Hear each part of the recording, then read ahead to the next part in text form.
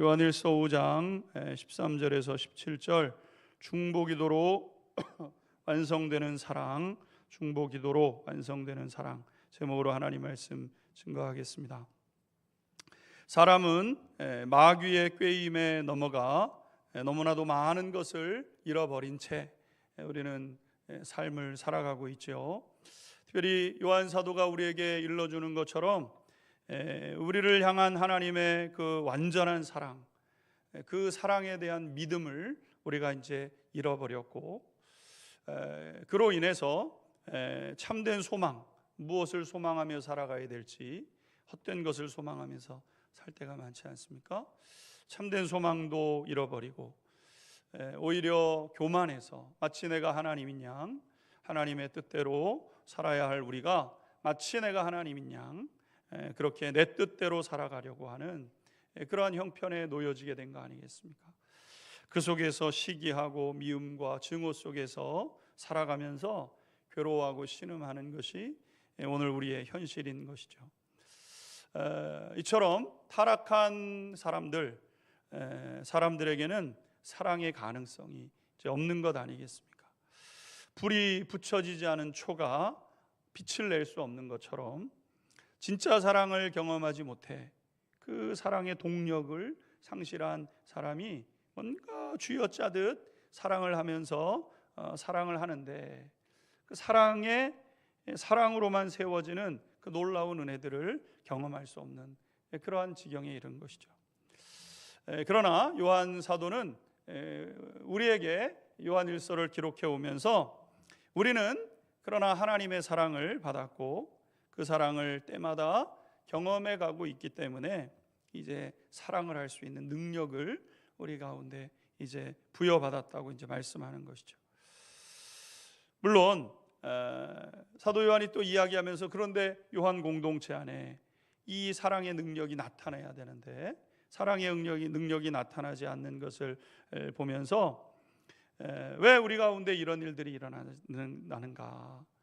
사랑을 받은 사람으로서 나를 이렇게까지 사랑하시는 하나님의 사랑이 이만큼 크다고 생각을 하면서 사랑 가운데 행해야 되는데 사랑이 없잖아요. 그래서 2장 3장 지나오면서 우리가 사랑에 초점을 두고 사랑에 감격하는 것을 우리가 잊어버린 채 하나님의 사랑 불이 붙여졌는데 그럼에도 불구하고 이전에 우리가 행하던 대로 무관심과 냉소적인 태도 붙잡고 미움으로 형제를 대하고 있는 그러한 이제 모습을 이제 말씀해 주셨잖아요.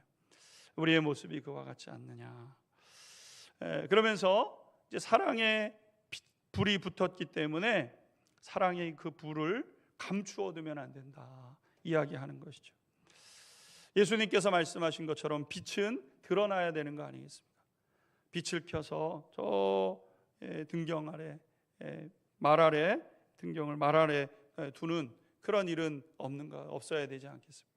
불을 켜면 높은 곳에서 모든 곳에 비춰지도록 하는 것처럼 하나님의 사랑이 우리 가운데 시작됐다고 한다면 마땅히 우리의 사랑이 드러나도록 흘러나도록 많은 사람들에게 그것이 나타나도록 그렇게 힘써야 된다는 것을 이제 말씀해 주신 것이죠.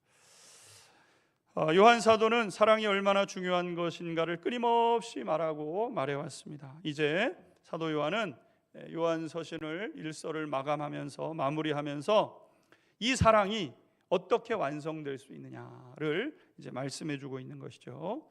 14절 15절 말씀을 보게 되면 사랑의 완성의 모습을 설명해 주고 있습니다. 같이 한번 읽도록 하겠습니다. 14절 15절입니다. 시작.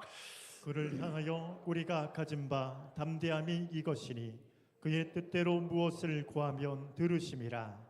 우리가 무엇이든지 구하는 바를 들으시는 줄 아는즉 우리가 그에게 구한 그것을 얻을 줄을 또한 아느니라. 아멘. 사랑을 이제 쌓아 왔습니다. 사도 요한의 이 공동체 안에 사랑이 이제 쌓여가는 거죠. 점점. 이 사랑은 마치 집을 짓는 것과 같습니다. 그래서 사랑이 우리를 풍요롭게 하는데 완성이 돼야 됩니다. 사랑의 완성. 근데 여러분 집을 지을 때 우리가 보게 되면 바닥을 견고하게 다져서 기초를 쌓고 그 위에 벽돌 한 장 한 장 쌓아 올리고 지붕을 덮고 그리고 창문과 틀을 내고 그리고 바닥에 좋은 카펫을 깔고 벽지에 따뜻한 그런 그 벽지를 바르고 집을 이제 만들어 내는 거죠. 사랑도 마찬가지입니다. 여러분, 사랑 한번 잠깐 했다고 해서 바닥 다졌다고 해서 그 안에 따뜻함이 거하는 것이 아니라 바닥을 다졌다면 그 다음에 벽돌 한 장 한 장을 쌓아가면서 창문과 문을 내고 지붕을 덮고 그리고 바닥을 꾸미고 이렇게 계속해서 사랑에 사랑이 더해지고 사랑에 사랑이 더해져서 온기가 흐르는 그러한 이제 마침내 온기가 풍성한 그 쉼이 있는 그러한 삶으로 나가게 되는 거 아니겠습니까? 많은 경우 한 번 사랑, 몇 번의 사랑에 하는데 여러분, 천정은 세워지지 않아서 비가 내리면 다 비를 맞고 여러분 또 바닥은 휑해가지고 차디찬 한기가 올라오고 그런 가정을 그대로 두는 거 아니겠습니까? 사랑을 계속해서 사랑에 사랑을 더하고 또 사랑에 더 풍성함을 더해서 마침내 모든 것이 완성되기까지 우리는 이 사랑의 싸움을 싸워 나가는 거잖아요. 집을 지어 나가는 것 아니겠습니까? 그런 면에서 성경에서 말씀하고 있는 이 사랑이라는 우리를 따뜻하게 하고 우리의 삶을 풍요롭게 하는 이 사랑의 집이 완성되는 데 있어서 그 마지막이 무엇이냐? 그 마지막은 바로 기도라는 사실을 우리에게 말씀해 주고 있는 거예요. 그래서 요한 1서를 쭉 기록을 해놓고 마지막에 이제 마무리 인사를 하기 바로 직전에 이 부분, 기도에 대한 부분을 우리에게 이제 일러주는 것 아니겠습니까? 사랑은 집안에 온기를 불어넣어주는 보일러와 같은 것이어서 아무리 밖이 춥고 두려움이 엄습하는 곳이라도 여러분 집안에 들어가면 우리가 따뜻하잖아요. 요즘처럼 추운 그런 계절에 바깥에 있으면은 한기가 몸을 파고드니까 온 몸을 꽁꽁 싸매고 긴장하고 그러고 있지만 집에 들어가게 되면은 외투를 벗고 편히 쉬고 긴장을 풀고 그리고 이제 힘을 얻게 되는 것 아니겠습니까? 사도 요한이 우리에게 따뜻함으로 권면해 주는 것은 이 기도에서 나오는 공동체의 따뜻함이 필요로 하다. 가정도 그렇고 교회도 그렇고 무엇으로 채워져 있어야 되냐? 이 기도의 훈훈함으로 채워져야 될 것을 말씀하고 있습니다. 사랑의 여러 가지 모습이 있죠. 사랑의 여러 가지 모습이 있어서 누군가에게 친절을 베풀고 밥을 사고 격려해주고 선물을 나누고 웃어주고 사랑의 한 부분이죠. 그런데 이런 모든 것들을 완성시키는 것, 그것에 더해져야 되는 것이 있는데 그것이 뭐냐면 기도라는 겁니다. 기도. 가정도 그렇고 교회도 그렇고. 그래서 우리가 뭐 예를 들어서 어디 멀리 이렇게 가거나 그러면 이제 부득이하게 다른 교회에서 예배를 드릴 때가 있지 않습니까? 교회 가보게 되면 교회마다 그 교회에서 나타나는 어떤 영적인 흐름이 있는 것을 알게 되죠. 크든 작든 교회 가서 하면 어느 교회는 하나님의 그 따뜻함과 임재하심이 느껴지는 곳이 있어서 눈물이 핑 돌기도 하고 하나님 앞에 온 마음을 다한 고백이 올려지는 교회가 있는가 하면 어떤 교회는 냉랭하고 뭔가 메마른 것 같고 뭔가 이러한 것들이 느껴지는 때가 있는데 그건 예배 형식 때문에 그런 게 아닙니다. 무슨 앞에서 지도하는 어떤 리더들의 어떤 그런 모습이 아니죠.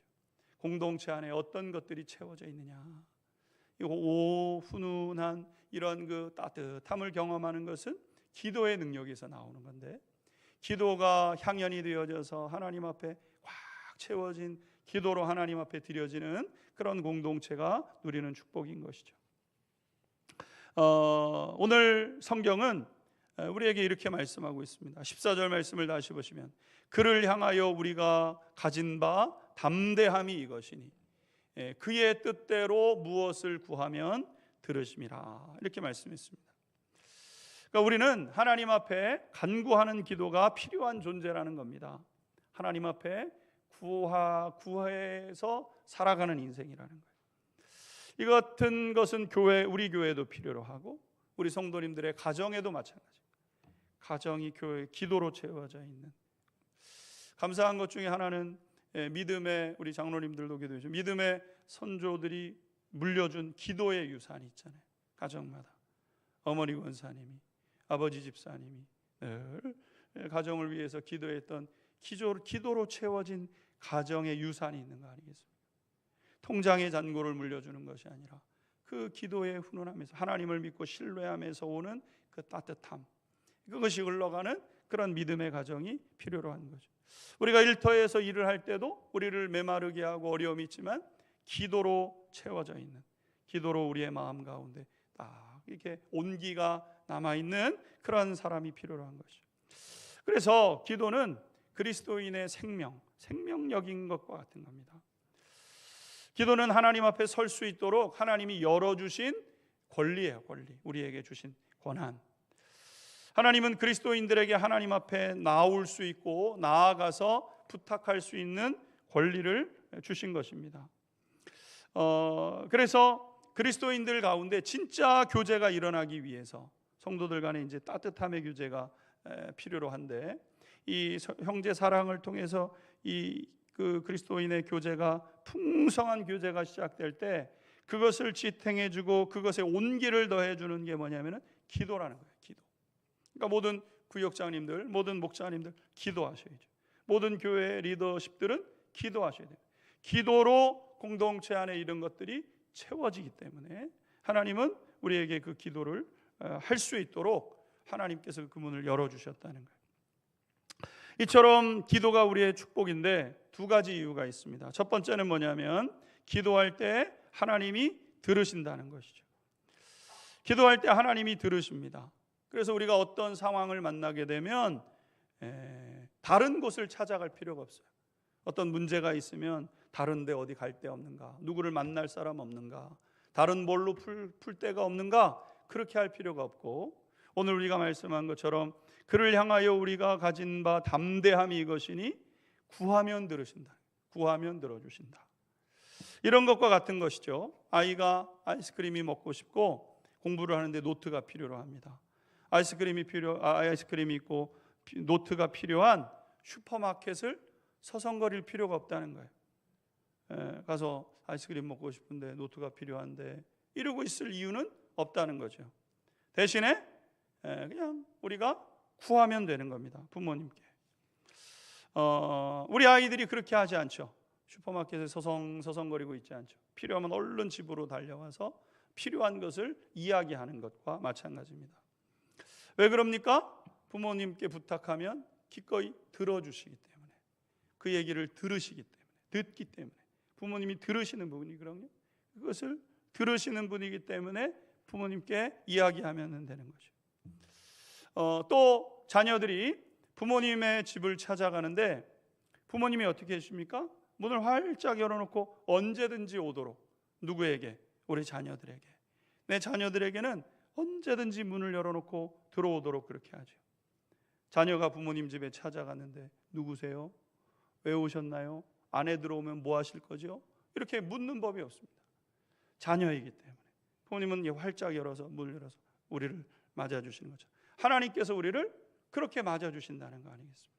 오늘 우리가 예배하러 나올 때도 하나님이 우리를 맞아주시기 때문에 나오는 거 아니겠습니까? 나와서 하나님 앞에 기쁨으로 우리의 마음을 고백하고 기도하는 거예요. 하나님이 들어주시기 때문에. 기도가 축복이 되는 두 번째 이유가 있습니다. 그것은 무엇이냐면 아버지의 뜻대로 구하기 시작하게 된다는 겁니다. 여러분, 기도하게 되면 하나님의 관심이 내 관심이 되고요, 하나님의 성품이 내 성품이 되게 되는 것이죠. 우리가 기도하다 보면 우리 안에서 어떤 일들이 일어나게 됩니다. 처음에는 내 관심사를 가지고 이야기를 하게 되는데, 그 이야기를 가지고 우리가 하나님 앞에 나아가서 하나님 앞에 머물다 보면 내 생각이 조금씩 달라지게 되고 또 내 성품도 마침내 달라지게 되는 거죠. 기도의 형식의 두 가지가 있는데, 첫 번째는 하나님 앞에 말하는 거 아니겠습니까? 그래서 우리가 어떤 일들이 있으면 하나님 앞에 가지고 나가서 문제에 대해서 이야기하는 거예요. 하나님, 마음이 괴롭고 슬프고 이런 문제가 있습니다. 내 자녀에게 이런 문제가 있고 우리 가정에 하나님 이런 문제가 있어요. 하나님 앞에 우리가 하나님 앞에 말하는 거죠. 기도하는 첫 번째 그 스텝이죠. 그런데 그 다음 스텝이 있죠. 그게 뭐냐면 하나님께서 그것에 대해서 무엇이라고 말씀하시는지 그것을 듣는 시간입니다. 하나님의 뜻이 무엇인지, 하나님이 이 일에 대해서 뭐라고 말씀하시는지. 그래서 우리 심령 깊은 곳에서부터 떠오르는 어떤 말씀들이 있어요. 두려워하지 말아라. 더 깊이 기도해라. 담대해라. 내 고난을 유익이 되게 해라. 하나님이 우리 마음 심령 깊은 곳에서부터 떠오르게 하시는 그런 일인 거죠. 하나님께 말씀드리는 시간이 있고 하나님께서 내게 떠오르게 하시는, 무엇인가를 말씀하게 하시는 그런 일들이 있는 겁니다. 이것을 잘 보여주시는 것이 이제 예수님의 기도 생활이신데, 예수님께서 이 땅에 처음 오셨을 때 마가복음 1장에 보게 되면 공생애를 시작하시고 나서 얼마 지나지 않아서 안식일에 많은 사람들을 고치시잖아요. 그러니까 저도 이렇게 보게 되면 주일이 굉장히 바쁩니다. 수많은 분들을 만나야 되고 또 그런 이제 일정들이 있잖아요. 근데 예수님은 뭐 이루 말할 수 없어요. 헤아릴 수 없는 사람들이 막 몰려드는. 근데 예수님께서 그렇게 안식일을 보내시고 나서 안식 후 다음 날 새벽 아직 캄캄한 미명일 때 기도의 자리에 나가셔서 기도하시는 예수님의 모습을 보게 되죠. 예수님께서 마지막 또 기도로 마무리를 하시는데, 십자가 사건 앞에서 예수님이 겟세마네 동산에 오르셔서 기도하시는 거 아니겠습니까? 근데 예수님의 기도를 보게 되면 예수님의 기도가 조금씩 달라져 간다는 것을 이제 발견하게 됩니다. 겟세마네 동산에서 이제 3번 기도하시는데, 첫 번째 기도가 마태복음 26장 39절에 나오죠. 예수님이 뭐라고 기도하셨냐면, 내 아버지여, 만일 할만하시거든 이 잔을 내게서 지나가게 하옵소서. 그러나 나의 원대로 마시고 아버지의 원대로 하옵소서. 이렇게 이제 기도하십니다. 그리고 제자들에게로 가시죠. 제자들이 고운한 잠에 빠졌습니다. 피곤했겠죠. 근데 예수님이 피곤하니까 자는구나 하고 내버려 두시지 않으셨어요. 이번에는 그러실 때도 계셨지만 이번에는 깨웁니다. 일어나라고. 지금은 기도할 때라고. 이때를 넘기면 안 된다고. 여러분, 기도하셔야 될 때가 있는 거예요. 기도하셔야 될 때는 중요한 것을 결정해야 되는 때거든요. 중요한 결정을 기도 없이 하시면 안 돼요. 예수님이 제자들을 깨웁니다. 기도해야 될 때라고. 피곤한 거 알지만 눈을 부릅뜨고 비비고 일어나서라도 입이 허는 한이 있어도 기도해야 되는 때라고 제자들을 깨우십니다. 그러니까 제자들이 이제 눈을 비비고 일어나서 다시 기도하는 모습을 보시니까 다시 돌 던질 만큼 저만큼 떨어진 곳에 가셔서 또 하나님 앞에 기도하시게 됩니다. 근데 두 번째 기도는 이렇게 하십니다. 마태복음 26장 42절 말씀입니다. 함께 읽겠습니다. 시작. 다시 두 번째 나아가 기도하여 이르시되 내 아버지여, 만일 내가 마시지 않고는 이 잔이 내게서 지나갈 수 없거든 아버지의 원대로 되시기를 원하나이다 하시고. 아멘. 아멘. 두 번째 기도 이렇게 하시고 다시 제자들에게 가시죠. 또 잠이 들었습니다. 또 깨우시고 안 된다고. 지금은 기도할 때라고. 이때는 다른 거예요. 이때는 정말 기도해야 되는 때인 거예요. 이때는 기도하라고 하시고 그리고 다시 가셔서 이제 기도하십니다. 성경은 마태복음 26장 세 번째 기도에 대해서는 이렇게 말씀하고 있습니다. 마태복음 26장 44절도 읽겠습니다. 시작. 또 그들을 드시고 나아가 세 번째 같은 말씀으로 기도하신 후. 아멘. 세 번째는 같은 말씀으로 기도하셨다는 겁니다. 같은 말씀이라는 것은 두 번째 기도를 같은 말씀으로 기도하셨다는 거예요. 그러니까 예수님이 첫 번째 기도하실 때 내용은 뭐냐면 이거 지나가게 해 주십시오 이렇게 기도하셨잖아요. 아버지여, 만일 할만하시거든 이 잔을 내게서 지나가게 하옵소서. 그런데 나의 원대로 마시고 아버지의 뜻대로 마시고. 예수님이 알고 있었던 게 있어요. 내 뜻과 아버지의 뜻이 충돌되면 아버지의 뜻대로 해야 된다. 내가 알고 있고 내가 계획하고 있는 것보다 하나님께서 계획하시고 하나님께서 뜻하시는 것이 더 맞고 더 옳은 것이고 더 분명한 것이기 때문에 내 뜻과 아버지의 뜻이 충돌하면 아버지의 뜻대로 하는 게 맞다. 그런데 앞에 기도하실 때 뭐라고 기도하시냐면 이 잔이 지나가면 좋겠습니다. 이렇게 기도하셨죠. 근데 두 번째 기도할 때는 내가 마시지 않고는 이 잔이 내게서 지나갈 수 없거든. 내가 이걸 마셔야 되는 거군요. 내가 이걸 감당해야 되는 거군요. 이렇게 기도하시고 세 번째 똑같이 기도하셨다는 거예요. 확신이 된 겁니다. 이거는 지나갈 일이 아니구나. 이건 감당해야 되는 일이구나. 예수님께서 세 번째 확신을 하시게 된 거죠. 여러분, 우리가 기도하다 보면 하나님이 감당하라고 하시는 말씀도 있어요. 감당해야 되는구나. 기도를 시작할 때는 피했으면 좋겠습니다 이러고 시작했지만 기도가 진행이 되면서 이건 감당해야 되는 일이구나, 이렇게 우리의 생각과 마음이 바뀌어지는 겁니다. 이렇게 할 때 우리의 하나님 앞에 내 의지를 복종시키는 거죠. 바른 기도의 모습입니다. 이러한 기도는 우리로 하여금 확신을 갖게 해줍니다. 여러분, 기도한다고 한 걸음 앞이 환히 보이는 것은 아니에요. 기도하면 한 걸음 걷고 또 기도할 때나 기도하지 않을 때나 답답한 것처럼 보이는 때가 있죠. 근데 또 우리가 분명한 것은 뭐냐면, 기도의 응답을 가지고 살아가는 사람들은요, 내 앞이 지금 캄캄해 보이는 것 같아도 내가 이미 어디에 이를지 결승점은 알고 있어요. 그래서 무슨 일이 있어서 깜깜해서 주저앉는 것 같지만 다시 힘을 얻어서 확신이 있기 때문에 한 걸음 걸어내는 것이고, 또 어려운 일이 다가와서 무릎을 꿇지만 다시 힘을 내가지고 한 걸음 걸어내는 것이고, 이게 기도의 응답을 가지고 살아가는 확신이 있는 사람들의 삶의 모습인 것이죠. 이러한 확신이야말로 그리스도인들이 누리는 축복이라는 거예요. 나는 우리 안양중학교의 성도님들이 이 기도의 능력을 알고 여러분들의 삶 가운데 우리 앞에 한치 앞을 내다볼 수 없는 일들이 있지만 마침내 하나님이 우리에게 주시기를 원하시는 것이 무엇인지를 보고 그것을 믿고 그것을 붙잡고 앞으로 나아가는 우리 성도님들이 될 수 있게 되기를 주님의 이름으로 축원합니다. 그런데 오늘 한 가지 더 보게 되면 누구를 위해서 기도해 주어야 되는가를 말씀하고 있습니다. 16절 17절 읽겠습니다. 16절 17절 함께 읽겠습니다. 시작. 누구든지 형제가 사망에 이르지 아니하는 재범하는 것을 보거든 구하라. 그리하면 사망에 이르지 아니하는 범죄자들을 위하여 그에게 생명을 주시리라. 사망에 이르는 죄가 있으리 이에 관하여 나는 구하라 하지 않노라. 모든 불의가 죄로 돼 사망에 이르지 아니하는 죄도 있도다. 아멘. 사도 요한은요, 형제가 사망에 이르지 아니하는 죄 범하는 것을 보면 기도해 주라 그랬어요. 기도해 주라. 어려움에 처한 성도님들이 있으면 그들을 위해서 기도해 주라, 그런 거죠. 초대교회에는요, 핍박이 있었잖아요. 많은 사람들이 세례를 받고 예수님을 믿기로 결정하고 세례를 받고 그리고 믿음의 여정을 걷습니다. 근데 핍박이 오는 거예요. 핍박이 오니까 사람들이 예수님을 모른다 그러는 거예요. 핍박이 오니까 예수님 믿어야지, 예수님 날 이렇게 사랑하신다고 사랑에 감격하다가 딱 어려운 일 다가오니까 내가 이걸 어떻게 하나, 나 예수님 몰라요. 그리고 예수님을 등지고 떠나가는 사람들이 많았다는 거예요. 있었다는 겁니다. 사도 요한은 그런 사람들을 위해서 기도하라고까지는 하지 않겠다. 그 사람들을 위한 긍휼과 그 사람들을 위한 것도 필요하죠.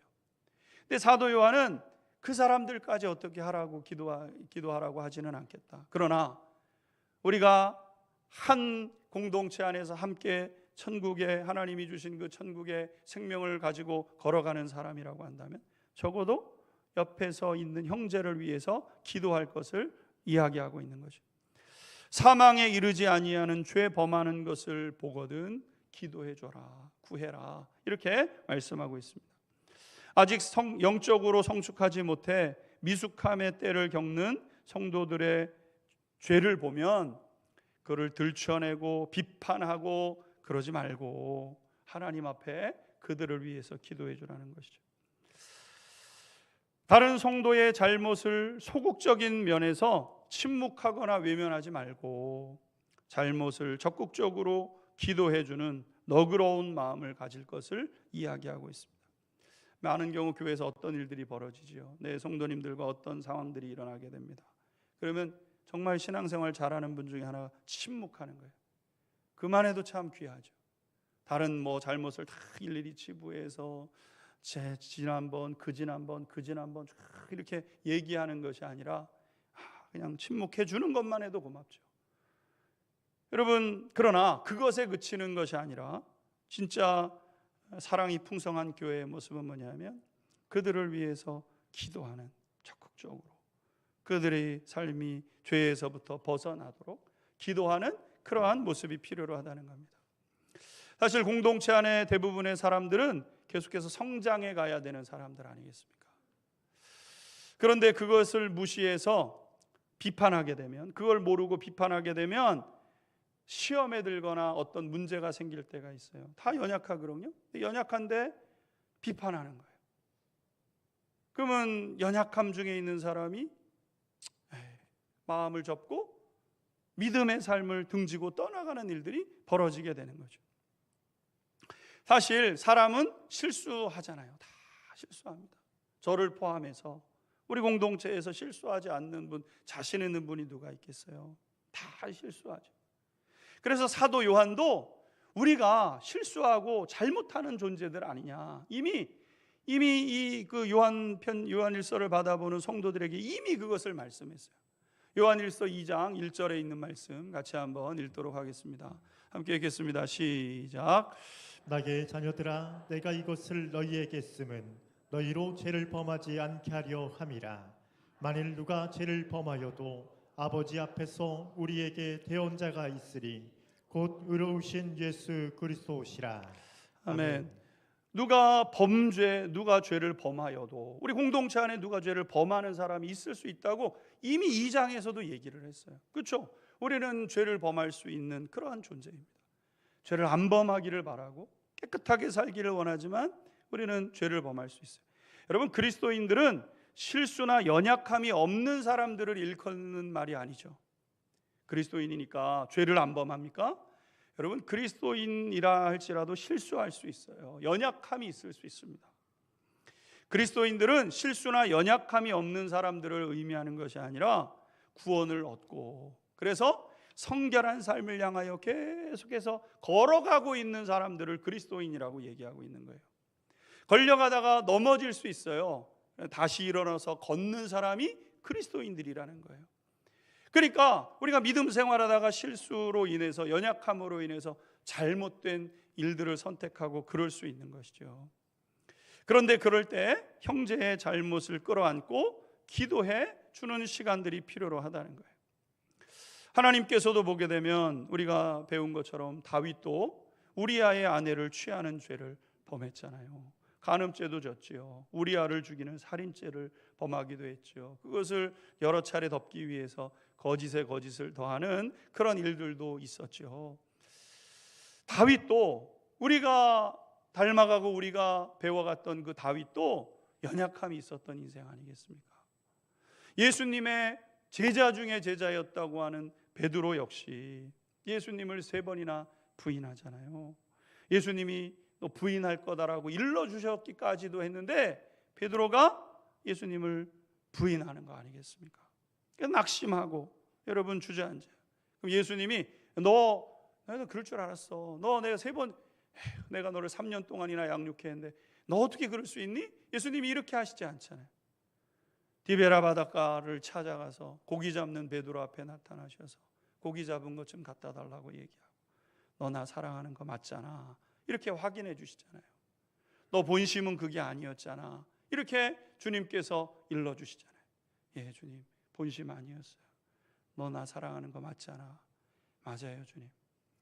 너 나 사랑하는 거 맞지? 3번째 대답 물을 때는 베드로 안에 굉장히 떨림이 있었습니다. 내가 예수님 사랑하는 거 맞는데, 그때 그거 실수한 건데, 다시는 그렇게 안 할 건데, 그러고 대답을 하죠. 그리고 베드로는 마침내 그 길을 걸어서 여러분 순교자의 반열에 오르는 분이 된 거 아니겠습니까? 하나님은 우리가 흔들릴 것을 알고 있어요. 여러분, 우리는 다 흔들리는 존재입니다.